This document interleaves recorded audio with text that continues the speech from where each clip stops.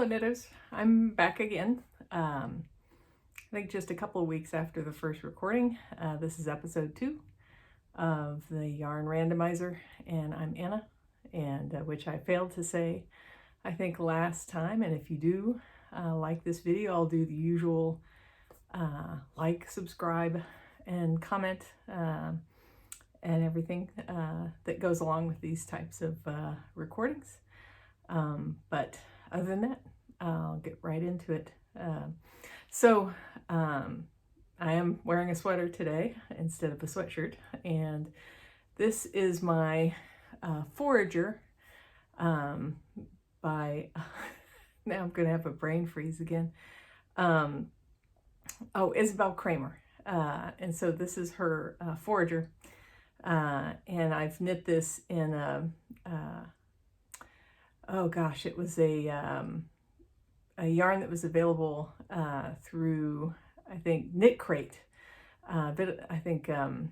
Vitalana or something. Again, I'll link this below and you can see, but it's a chainette style yarn.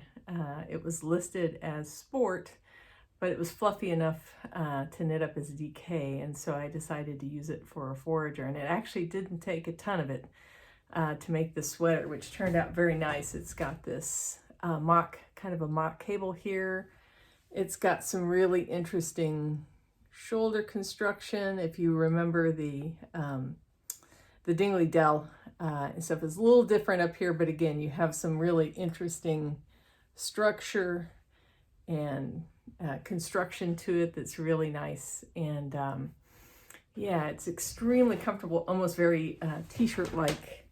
If you can see it, let's see if I back up a little bit. Yeah, and so yeah, it's a, oh yes, and it has, although I've been wearing it a bit, so it's a bit fuzzy, you can see that it has these braids along the cuffs, and it's along the bottom as well. It was the first time I did that type of braid. I'm trying to remember the difference between the different names, but I'll mention there's 2 different types of braids: a Vickle braid, and this type, which has a different name. The Vickle braid, if I'm remembering things correctly, is kind of a pain to do. This was actually very easy by comparison and stuff, but I highly recommend the pattern. Knits up so nice, and this is such a cozy sweater, and the yarn was interesting and ended up producing a really nice result in this pattern. So yeah, and I'd gotten it for a really good deal off of Knitcrate. I had subscribed to Knitcrate for a little bit and used a big discount they had one time to buy a sweater's quantity of this yarn. So other than what I'm wearing, I don't have any finished objects, but I have some works in process that are a good way along. So looking at everything I've got spread out here, trying to decide what to do first, but let's do kind of my first Yarn Randomizer project for the year are these socks, and I want to say they're called Yanma or something like that, and I will, again, will link this down below, but this is my first randomizer project of the year. This is actually a free sock pattern, and really great pattern, a really great design. So let's see if we can get a look at the little kind of lacy, twisty kind of pattern that's extremely simple to do. It's very simple to do, and I've actually found it very easy to memorize. And it's a 6-row repeat. And the interesting thing, one of the really neat things about this pattern is it almost looks the same inside as it does outside. And so you could imagine perhaps using multiple columns of this for something like a scarf or something. It's just such a nice little repeat. It's really neat. And they had a really nice German short row heel turn on the back, and you can kind of see that a little bit. Actually, let me get a sock blocker for this.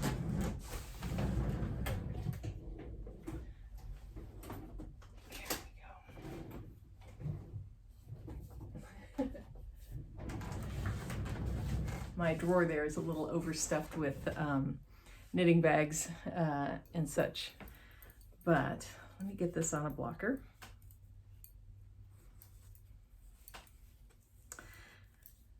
I wear a size 11 shoe, and so my socks are relatively large. If you think that's large, my oldest son wears a size 15 men's shoe, and I haven't ventured into making any socks for him yet, and I'm not sure that I want to, but I have knit plenty of other things for him. So here again, you can see this pattern really nicely. So it's got a little bit of lace in there and these nice twisting, kind of flowing lines there.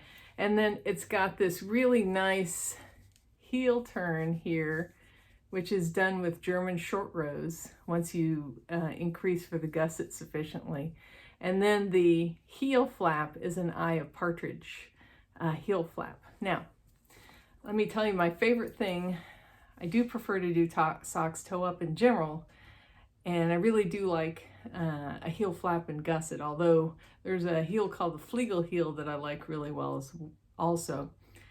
But the thing I like so much about doing heel flaps and gussets on toe-up socks is there's no stitches to pick up. You just do reductions once you're working up that heel flap at each side versus doing picking up a bunch of stitches, and that's I find that much nicer to do, and you can get a very polished, let's see if we can see that, a very polished line along the edge as a result with those decreases there. And so I do like the results. So this one I'll finish pretty soon. I did a contrast toe and I'll do a contrast cuff. It used just over 3 grams in the toe, and I'll see how much I want to do with the cuff, but I'm guessing it'll be a similar amount. So I'll have some of that contrast left over once I complete the pair, but this is the first one and it's getting close to being done. I usually like the socks to be long enough, set this down here, so that when I fold them in half, the length I like tends to be so that when they're folded in half, when they're put away, that when they're folded in half at the heel, that you come up here and the cuff meets the toe, is what I'll typically do. So yeah, Yanama, I think it's the pattern, but it'll be linked below. Yarn Randomizer project number 1 for this year.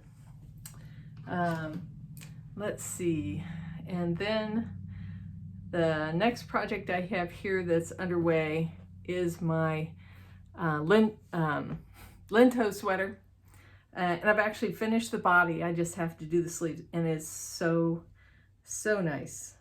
So I don't know if you can see that. Now, if you can see it from a distance here, you can see there's a little bit of flashing line. You can see some lines where things lined up. And I'm okay with that. Kind of an interesting feature of the yarn. I could have done what's called helical knitting and combined the 2 skeins as I made this, and it might have defeated that. But I'm okay with it. But the lightness, the drape, and the texture in combination with the mohair is just turning out lovely. And I really like how the dark brown mohair is darkening up the sweater. So now, at this point, I'm down to doing sleeves, and I have got about half a skein left. So that means I'm going to have about 24 grams, I think, to put into each sleeve. So we'll see how long I can get them. I don't expect to get them full length, and maybe not even 3/4, but maybe elbow length. And so we'll see, and stuff. So this might be a fun sweater to wear as it transitions to spring and everything, but I'm hoping I'll have this done for next time. And so yeah, so it's going along great. And again, the construction here is extremely simple. It's the raglan style. This is on large needles. Typically people use size 10. I'm a tight knitter, so I use a 10.5. It's got this rolled collar.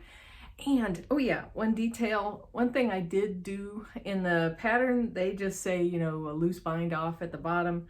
But there is a bind off at the bottom of the ranunculus sweater, or bind offs that's used with the ranunculus sweater, that has this bind off where you turn after the knit, and after purl. After knit, you turn counterclockwise all the way around before you do the next stitch and cast off one. And then for the purl, you do a clockwise turnaround, and it results in this really nifty, you see that little zigzag border that really has, I think, a reasonable amount of stretch there. And so this stretches far enough that there's going to be no problem as far as the bottom edge is not binding and everything. But I love the look. It looks really neat. And I highly recommend that. If you can, I'll probably see if I can find a link that explains the cast off and make sure I link it down below. All right. So that's my Lento, and I think that's project number 2 for the year. And then what else have I got going on here? Let's see. Okay, we did the socks. So another thing that I did was I cast on a Musselburgh hat that I mentioned last time I had a yarn that I was going to cast on with it. And so here is the Musselburgh in process right now in this really beautiful, I think, Blue Barn fiber September Aspen colorway. And I love that. Really bright orange. And the interesting thing that's going on with this yarn is now that I've settled, I'm on my full count, it's just creating this continuous, a narrow stripe. Let's see if I can hold this up here a little bit and slide that open so you can see how it's creating that stripe, and that looks like it's going to carry throughout the hat, which will be really neat. I like the large white gaps and then just the line of the bright color. It makes me think of the aspens in September in snow and everything. So I think this will end up being a really nice hat. I did an Emily Ochre, I hope that's the right way to pronounce it, cast on. And so it looks like it's open now, but once I pull on this thread that's in here, that'll completely close up, and I'll sew it in and everything. I just haven't pulled it tight yet. But yeah, this is great mindless knitting. Now, my needle kind of toolkit is typically a whole bunch of smaller size needles from 0 up to, I believe, 5, where I have two Chao circulars, each 24, and I do things like socks, any kind of thing like this, usually on two of the Chao 24-inch circulars. But when you're knitting in a tube like this hat, I just broke down and decided to get another pair of needles. I had it on 2 of the 24s, but doing the transition kind of interrupts the process. And so I went ahead and I got a set of size 16-inch circulars in size 3 to work on this. And the thing that I prefer is different than probably almost everybody else out there, I prefer what's called knit red, these Chao needles that are called knit red. So these do not have lace tips. I've actually gotten impaled on those lace tips, I think, on some of the Chao smaller needles before. And I know my husband's gotten one stuck in his hand when he reached for my knitting bag once in the car. But I just generally prefer blunter tips. And so, it's not incredibly blunter, but let me hold this up here. You can kind of see, let's see, can you see it? I don't know if it's going to focus. Okay. But that's my preference. And so all of my Chao where I can, I get them in this knit red tip. The rest kind of a standard tip and everything. So that's going along great. I'm very happy with how that's turning out. Let me set that down here. Now, let's see, thinking of everything else I have down here, and we'll go through it. I've got some of my I got my 2 hibernating blankets here. I've got another annual project that I'm working on, And I've got the sweater that I'm working on with my friend Levon. And so I'm going to show you all of those right now. In fact, I'll start with the motorcycle sweater, which I'm not making progress on right now, for my husband, who is a motorcycle fanatic in the best way possible. And so he really loves to ride and has some really amazing motorcycles. And if you don't know, if you can't tell from my icon, I ride too. And so we have actually a couple of we have a match pair of BMW motorcycles, and we have a couple of small Hondas. I have the Super Cub, and he has the Honda Trail 125, and those are fun little bikes. But so we both ride, and so I've made him other motorcycle related things before, knitting. But the story of this sweater is kind of interesting. He posted a picture on Facebook and said, hey, check this out. This is a picture from like the 60s. And this guy's wearing a sweater that has a motorcycle on the back. So here's this black and white picture. And I'll see if I can insert it here somewhere. But he puts it there. Well, the funniest thing is I see this picture and I recognize the sweater.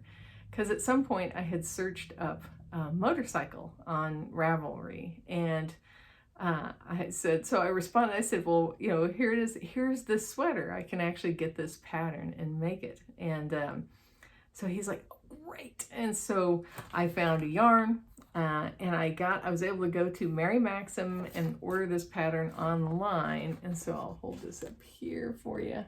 It's this, what do they call it? Yeah, it's these motorcycle and scooter cardigans. So you can see here, see on the back, the one has a motorcycle on the back. And so this sweater is in process right now, and it's major intarsia, which I've done before. But this is like some pretty detailed intarsia. And basically at this point, I am up to the, to the wheels on the motorcycle. Just started the wheels and started the bottom part here. And so I picked up for this sweater, I picked up some Plymouth yarn Encore, this chunky yarn, and picked it up in the colors to do this project. Because I figured this is kind of a novelty sweater for him, and it doesn't need to be made out of anything really fancy.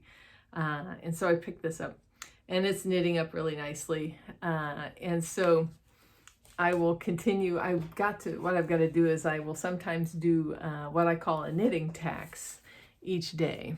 And the idea of the knitting tax is I have to do that knitting, a little bit of that knitting, before I can do anything else I want to work on.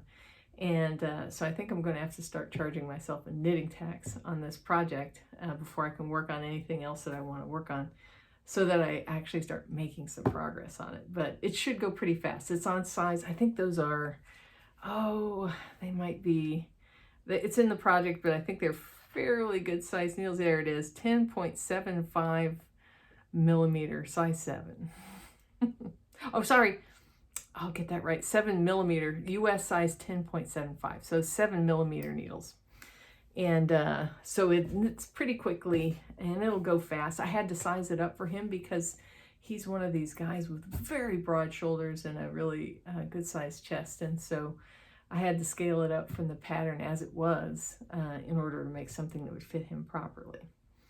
All right, so there's that. And then the next sweater I'll show you is the one that I'm working on with my friend Levon. And this is the Wednesday sweater by Petite Knit. And I'm knitting it up in some eco wool from Peru, tones from Cascade, which comes in these enormous 250 gram balls of yarn. But I got this really lovely kind of, I don't know if it wouldn't be marled, but it's kind of like a speckled, kind of white with purple in it. You can see it there. And it's really producing a really nice texture. And this is the front. And so right now, so I'm doing this in parallel with her. So I don't, I only work to keep up with her as she's working on the sweater. And the next step on this will be getting far enough on these, the front and the back. We're working on the front right now in order to join the front and back and start knitting it in a tube down. and that'll make it, this thing will start flying once we do that. It's got drop shoulders, you know, it's got these straight side drop shoulders here. And the actual shoulder seam where you start was you knit the back first and you pick up at the shoulder to start knitting the front. And so that seam actually sits back on the shoulder, kind of back about an inch. So right now we have to make the front about an inch and a quarter longer than the back, I think, in order, before we bring it together. But one of the things I was telling her is nice about this top-down construction and doing this is before you commit to joining it in the round, you can just pin it at the bottoms of the sleeves and see how it fits, see how it's doing, and see if it's going to fit the way you want and everything, and see if the sleeves are big enough, sleeve openings are big enough as well. But I think once we get on the body and start knitting down from there, the sleeves will be fast since it's a drop shoulder. It won't take long to knit them up. And again, this knits pretty fast. It's on, I think normally on a much smaller size needle, but I'm knitting it on 10.5s in this yarn to get the gauge and everything. And yes, I did a gauge swatch. I typically, most of the time I generally do, except for shawls. I don't tend to knit gauge swatches for shawls since it doesn't have to fit anything. But yeah, so that's going along really nicely. And she's making good progress on hers as well. So that's the Wednesday sweater. And again, links for all of these will be down below. Let's see now. I'm trying to think if that's, I don't know. See, you can barely see the bottom of it right back there. I have a board that I hang active projects on. It's sort of like the kind of hardware board people put up in their workshops, like in basements, guys put up and everything. And so this one I got from IKEA. And so it's got a set of hooks, and I typically will hang projects from there that are kind of waiting for me or that are sitting while I work on something else. And so I pulled all these down from there so I could go over them. This next one that I'm working on is a shawl. It's the annual Jimmy Bean's wool shawl.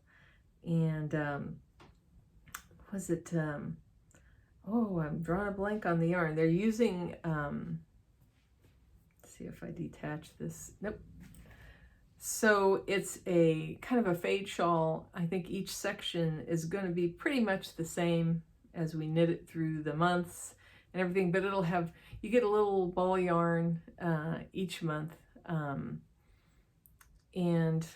I don't have my phone with me, and so I'd look up what the yarn is on the phone, but if you look at their website, you can look at their shawl club and it'll tell you. It's a single ply merino that's just really nice.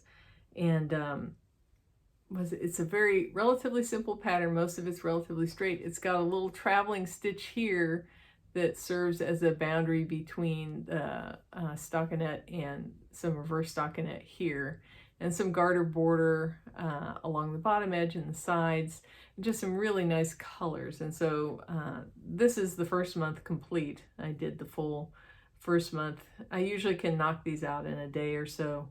Once I get it's an 80 yard ball of yarn that's used for the project each month. And I've got lots of previous, I've done I think 5 of their previous years. The only year I missed was the first year that they did it, and really enjoyed them overall. And I was thinking about, I posted a picture. I got all my shawls out today and rolled them all up and put them out on the floor and took a picture and posted it. It was 38 shawls. And I was thinking I could perhaps at some point record a little extra video where I go through each one and talk about what I do and don't like about them, and whether I wear them or not, or kind of what I didn't, what makes me not wear it if I don't wear it, and that kind of thing, and talk about some of my favorites. Maybe do that in bite sizes, maybe do like 5 at a time or something like that. So it's not like this huge long video, but we'll see. All right, so this is my annual shawl from Jimmy Bean's that I'm working on. I'm waiting to get this month's ball of yarn. Let's see. Oh, and I really should tell you about the bags I'm keeping stuff in. This is a Stitching Plaza bag that I got, and I love the license plates on there. And then I've got a couple of their bags, and it's just such a nice design. It's like a drawstring design, but lovely fabric. Just absolutely love the license plate print there and stuff. So I believe they're on Etsy. I'll provide a link for that below. You know, something I forgot to talk about was the shawl that I'm working on. And let me pull that up. And so I've made some progress on the shawl. And so this shawl uses, it calls for mohair. I'm using some Surreal alpaca from this kit from Les Garçons from last December. And what I'm doing is, that pattern calls for one single ball of 2 different fingering yarns and then some mohair.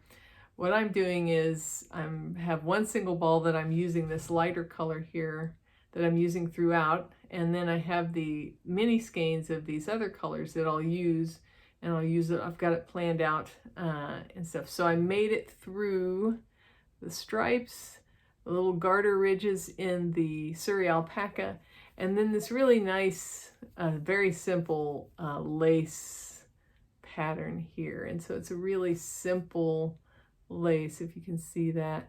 And what comes next here is another number of ridges of the mohair, and then this same lace pattern in the light color, and then another mohair separator, and then back to stripes again of the next that'll alternate with the next mini skein there. And I have a photograph in the project of the order that I'm going to put the mini skeins in here. And so this knit up pretty easily, pretty nice. And so I'll continue this along. This is my main. So somebody had asked about it. I typically have one project of each variety. Now the year-long annual shawl does not count. So usually I have one shawl, one of my Yarn Randomizer shawls going, a pair of socks going, you see that, I have a hat going, and I have a sweater going. And that's usually the whips that I have. Now I have the extra sweater I'm working on with Levant, and then I have my motorcycle sweater that my husband requested. That's more whips than typical, but it's okay. You know, we'll work through them. But that's pretty much with the 2 blankets, that's all the whips I've got. And so that's what's next, is the 2 blankets. Yep, that's what's down there. All right.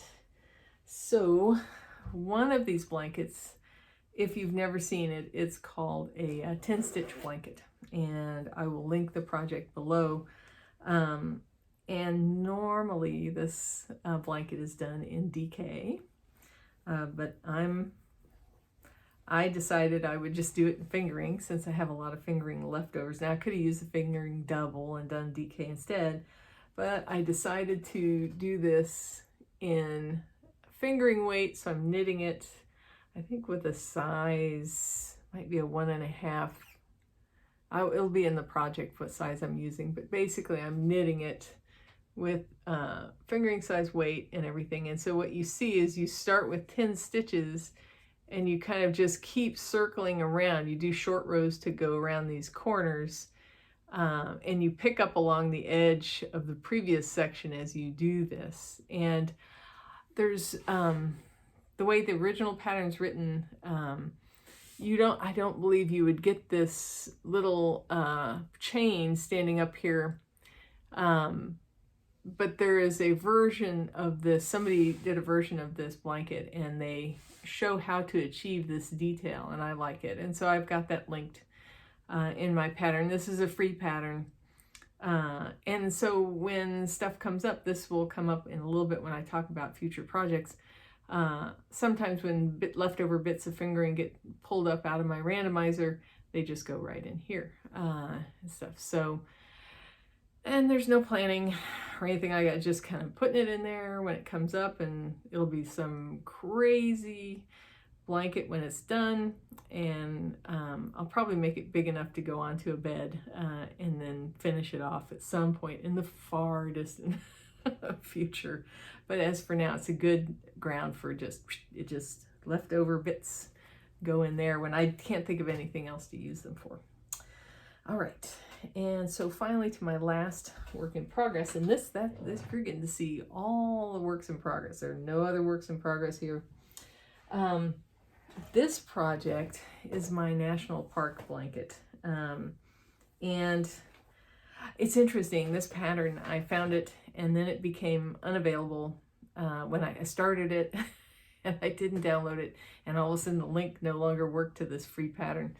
And so if any of you are familiar with this, you'll hear this term called the Internet Wayback Machine. So there's a site called the Internet Archive. And the nice thing about the Internet Archive is sometimes you can go back and you can get access to pages that no longer exist because they archived them at some point. And that was the case with this blanket pattern. So I have, I think in my project, a link to this pattern on the Internet Archive. I also have it downloaded. But basically you can get your mitts on it because I really like the pattern. And so I call this my national park blanket because I am using yarns that are named after national parks. So let's see, and this is relatively large. There we go. Now I've got a brown that I'm using to separate the sections. And I think it's just called driftwood. And most of this is in Lorna's Laces in their fingering weight yarn. And you're going to love this, used quadruple. And that's probably part of the reason I'm kind of going slow on this, is it's kind of a pain to arrange that. But so you can see I've got two of the parks in there already. I think one of them's Red Rocks West and one might be Volcanoes National Park. I have to look at the listing that's on there. And I've got something else started. Oh, Petrified National Forest, I believe, is the one I've got going here right now. But it's a nice kind of heavy, it's a chunky weight, and it's a really simple zigzag pattern and stuff. And it really is nice. I'll link it down below. I'm drawing a blank on the name of this right now, but it's really lovely pattern. It does knit up pretty quickly. It's just that I've probably got to buckle down and just start doing like the equivalent of a scrappy Sunday or blanket Sunday kind of thing, and start making some progress on this. So that's actually 100% of my whips. Now, let's see. So the next thing we'll go over is because I emptied out my queue a little bit on Ravelry, got down to maybe just one thing on there. I made 3 more picks for the year, the 6th, 7th, and 8th pick for the year from my Yarn Randomizer, and I wanted to show those to you and talk about my ideas on what I'll do. So I think I've told folks before, I always have my husband pull these chips out of my big bucket of chips. And there's my big bucket of chips that corresponds to all my yarn. I reset that every year, and then I have my husband pull chips for when I need an idea, something to think about for a project. And so this is pick number 6 for the year, is 138. And so that ended up being this, I'm not going to pronounce it correctly, but this Intisita alpaca DK. Now I actually picked this up when I was on vacation in Peru, and I always try to pick up souvenir yarn when we're out vacationing. So I have yarn from a variety of locations, but this is one of the more far-flung locations. But yeah, so this is really soft DK from there, and I got these for like, and again, maybe this is the appropriate price, but I got these for like $5 a ball from a little store down there. And I have this one. Now, the thing about my Yarn Randomizer, it picks out a yarn. I can use any other yarns in my stash along with it when I make a project with it. So I had bought 2 balls of Intisita alpaca when I was there, and it's this beautiful heathered green. And I was looking around and I'm thinking this will make a perfect hat, it'll be really soft. And I found a nice pattern with a kind of a zigzaggy pattern on it that looks sort of South American or Peruvian. And I believe that's what I'm going to make out of these 2. So you'll see this is already in my queue. and has the pattern assigned. And I'll link my cue below and you can take a look. But oh, unbelievably soft. And this will be a really fun knit. So when I finish my Musselburgh, this will go on to the needles. All right. Now the next number that got pulled was number, is it 295? 295, yeah. And that ended up being some Stitch Together Studio. Probably, I can't remember if it was 2020 or 2021. I bought a big, they had this big, was it random bag of stuff, of yarns and things like that. I believe that's what this came out of. And I got some really nice yarns out of that bag when I picked it up. But it also came with these 3 minis. And I just grouped those together in an entry in my stash. And so looking at these, what I decided is I'll pick one of these to put in into my little 10-stitch blanket, I think. And I'm toying with either using this gray with the little speckles and stuff on it, or this color right here. But I'll just use one of those, and maybe 40 yards of it, or like a certain amount, maybe half of one of these minis or something is I'll put in there. But we'll see. But yeah, so that's what came up. So that was choice number 7 for the year. And then the next choice that he pulled out was 131. And so 131 is another Yarnable yarn that I'd gotten, I believe last year. I subscribed to them, and I really, you know, I did Knitcrate for a very short time, and I did Yarnable for a long time. And I have to say, I really loved Yarnable. The colors, the colorways, and the extras in the boxes and everything are nice. The only reason I stopped getting it was because I just, too much yarn is over there. And so this one's Raspberry Cream. Just a beautiful color. It's kind of like some pinks and almost a purpley brown that's in there as well. And so my idea is, everybody's going crazy over this Sophie Scarf. So I was thinking I could, here I'm thinking, I'll use this for a Sophie Scarf. And be really original and use, you know, one of these double, you know, this DK. So what do? I search up what people have done with this ball of yarn in fingering weight, and what is it? Somebody's already actually done a Sophie Scarf in this yarn. Now that won't stop me. I'll still do it, but it's kind of like somebody's already done it. So if you're curious, you can actually go look. But I will, it's in my queue. Stuff, and maybe I'll provide a link below to where somebody's already done this exact project in this yarn. So set that aside. Finally, we'll get on to some acquisitions. So my crazy green yarn is still sitting in layaway. So let me explain for anybody who's new. I have to earn yardage to go into my stash at this point as a way of reducing my overall stash. And so I have to use about twice as much yardage as this equals, or I have actually 4 skeins of that, as that equals, to bring this into my stash and make it available for use.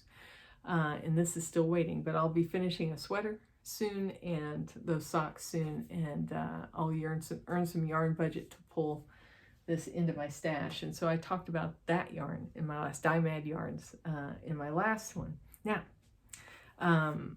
so 2 other acquisitions. So I have all these old work baskets. I've got a bunch of them from my grandmother, and you know, they have a few knitting patterns in each one. Now I looked through a bunch of them. There really wasn't that much interesting to me, but I looked in this one and I found this little sweater. Let's see if I can get this picture up here nicely, and you can see it there. It's kind of a lace short sleeve cardigan. And so I was intrigued. And so they called for a Bear Brand or Fleischer's Deluxe Sock and Sport yarn to make the sweater. And they call for 7, 8, or 9 ounces of this yarn. And they give the needle size and the gauge and everything else. I thought, I'm intrigued. I think this would be interesting to make. And so I tried to find an equivalent yarn. Looking at the yardage, actually there's information about the Bear Brand yarn on Ravelry. So it looked like it was about 200 yards per ounce. And that would really be kind of a lace weight yarn in current kind of scales and gauges and stuff. And so I looked for some equivalents. I found some that might work and everything. But on a lark, I looked on Etsy and eBay, and somebody actually had 10 skeins of this yarn for sale on eBay for what would be less than buying a modern lace weight yarn to do this sweater. And talk about serendipity. So I jumped on it. So here it is. I've got 10 skeins of this yarn in incredible shape. I mean, the stuff looks pristine. Let's turn over the back there. You can see. And so, yeah, magic skein. It pulls from the center. It's got the lot and color and everything. So I got 10 skeins of this. And so now that's the next yarn. So I'll hold 5 of them up here. But you can see how fine those are and everything. So looking forward to experimenting with that. And when this comes up, I will actually sketch out the pattern. One thing I will try to find out is if the pattern is still copyrighted. If it's not, I will try to share that in its entirety, and I try to scale it, how I'm going to scale it and draft it out with the pieces. I'll give a schematic for how the pieces are shaped and that kind of thing, because this is a sweater knit in pieces and sewn together, which I've done plenty of times before, but I do prefer knitting top down. But it'd be fun to go through that.